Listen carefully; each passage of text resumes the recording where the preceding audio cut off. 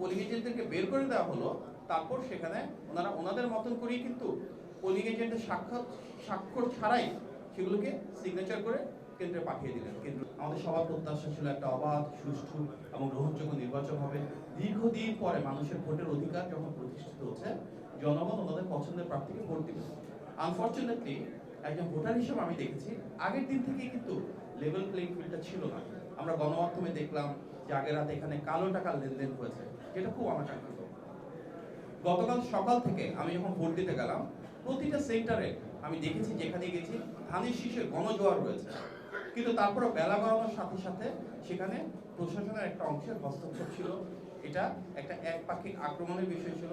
আমাদের এখানে অনেক সিনিয়র নেতৃবৃন্দ রয়েছেন, এখানে পাপেল ভাই রয়েছেন, রাজেক ভাই রয়েছেন, শামীম ভাই রয়েছেন, মিষ্টি আপা রয়েছেন, রিমন ভাই রয়েছেন এবং মূলদল অঙ্গ এবং সহযোগী সংস্থার নেতৃবৃন্দ রয়েছেন। এটা অত্যন্ত পরিতাপের বিষয় যে সিনিয়র নেতৃবৃন্দ অনেকেও এখানে প্রশাসনের একাংশের যে হামলা এবং আক্রমণ সেটি স্বীকার করেছে। স্বাভাবিকভাবেই অনেক সেন্টার রয়েছে যেখানে পোলিং বুথ থেকে আমাদের পোলিং এজেন্ট ছিলই না।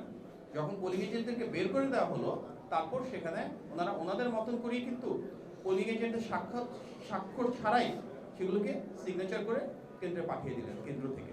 সুতরাং এর মাধ্যমে তো নির্বাচনী যে আচরণবিধি সেটা সঠিকভাবে থাকলো না এবং এর পাশাপাশি নির্বাচনী যে প্রক্রিয়া সেটা প্রশ্নবিদ্ধ হলো।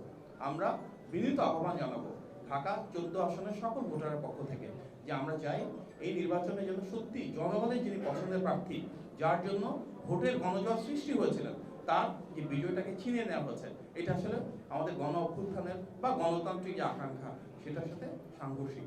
আমাদের প্রত্যাশা থাকবে যে যেটা প্রাপ্য, যেটা সঠিক। এখানে নির্বাচনে জয় পরাজয় মূল বিষয় না, মূল বিষয়টা হচ্ছে ইনসাফের বিষয়, ন্যায় বিচারের বিষয়। আমরা সেই ন্যায় বিচারটা সবার কাছ থেকে প্রত্যাশা করছি।